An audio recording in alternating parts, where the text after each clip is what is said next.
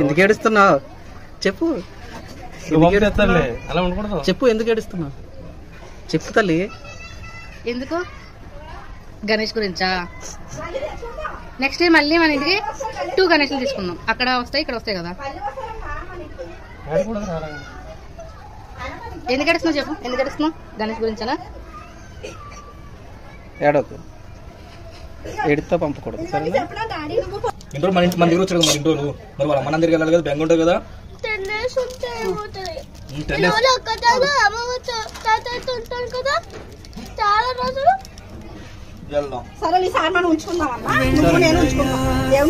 సరే ఇంట్లో గణేష్ తీసుకొస్తాను.